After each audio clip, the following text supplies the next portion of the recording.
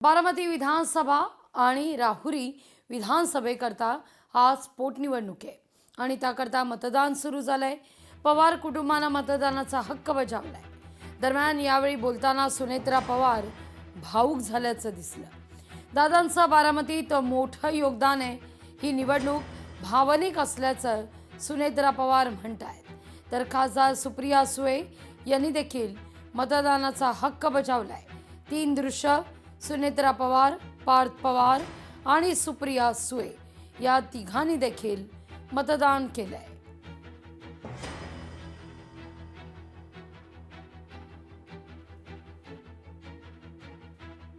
अत्यंत भावनिक वातावरणामध्ये आजची पोटनिवडणूक होत आहे।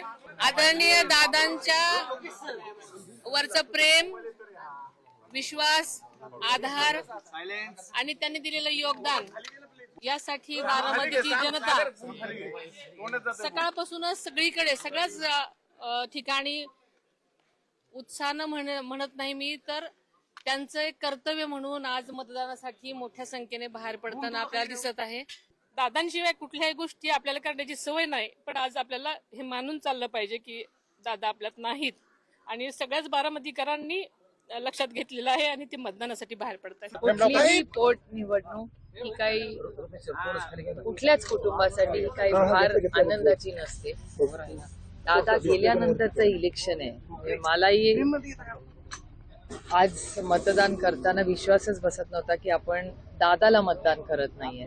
भारतरत्न डॉक्टर बाबासाहेब आंबेडकरांच्या संविधानाने जो आपल्याला अधिकार दिलाय आणि एक नागरिक म्हणून आपल्या भावना बाजूला ठेवून आपलं कर्तव्य आपण केलं पाहिजे, म्हणून मोठ्या संख्येने आपण सगळ्यांना दादांना आदरांजली आणि श्रद्धांजली अर्पण करण्यासाठी मतदान करा अशी विनंती मी करायला आले। बाबांचा हट्ट होता की बाबांना मतदान करायचंच होतं, पण डॉक्टरच्या सल्ल्याप्रमाणे उन्हाळाही जास्त आहे, त्याच्यामुळे डॉक्टरांचं असं म्हणणं होतं की एवढी दगदग करू नये, त्याच्यामुळे त्या पद्धतीने आम्ही हा निर्णय घेतलाय। मला विधान परिषदेचा आमदार व्हायचंय, सुनील मगरेंची इच्छा आहे। मगरेंची सुनेत्रा पवारांकडे विधान परिषदेकरता मागणी आहे। मगरे हे राष्ट्रवादीचे सामाजिक न्याय विभागाचे प्रदेशाध्यक्ष आहेत। या सगळ्या संदर्भात सुनील मगरे यांच्याशी संवाद साधला आपले प्रतिनिधी सचिन बडे यांनी। आपल्यासोबत सुनील मगरे आहेत, त्यांच्याकडून जाणून घेऊयात। तुम्ही उपमुख्यमंत्री यांची भेट घेतली, सुनेत्रा पवार यांची, तुम्ही त्यांना साकडं घालताय, मागणी करताय की या पदासाठी मला एक संधी मिळावी, काय सांगाल? बरेच जण प्रयत्न करतायत, मग तुम्हीच का आग्रह करताय? गेल्या जवळपास 25 वर्षापासून मी आंबेडकरी चळवळीमध्ये काम करणारा एक सर्वसामान्य कुटुंबातला कार्यकर्ता आहे। अनेक आंदोलनामध्ये मी सक्रिय अशा प्रकारचा सहभाग त्या ठिकाणी घेतला आहे। गेल्या काही वर्षापासून मी आदरणीय पवारसाहेब असतील, आदरणीय अजितदादा असतील यांच्यासोबत राष्ट्रवादी काँग्रेस पार्टीची फुले शाहू आंबेडकरांची विचारधारा ही आंबेडकरी समाजामध्ये पोहोचवण्याचा अतिशय प्रामाणिक अशा प्रकारचा प्रयत्न मी सातत्याने त्या ठिकाणी करतोय।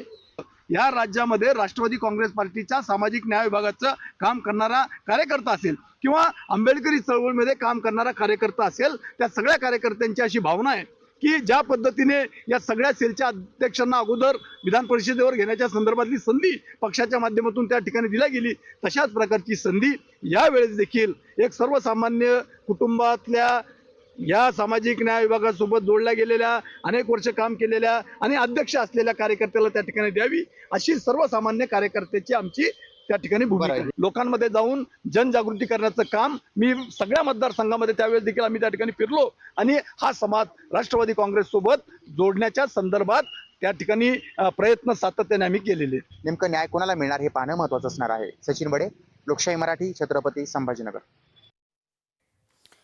अन्यायाविरोधात लढा उभारण्याची गरज आहे। सगळ्यांनी एकजुटीनं राहायला हवं असं जरांगे पाटील म्हणतायत। धाराशिवमधील डॉक्टर आंबेडकर जयंती कार्यक्रमात जरांगे बोलत होते। सगळ्यांनी एक गोष्ट जाता जाता सांगतो ते लक्षात ठेवा, अन्यायाची चीड असू द्या आणि अन्याय होत असेल तर त्याची जाणीव ठेवा। अन्याय हा मोडीत निघलाच पाहिजे, अन्याय सहन करायचा नाही, यासाठी सगळ्यांनी एकजूट राहा। लोकशाही मराठी ऐका, पहा, जागरूक रहा.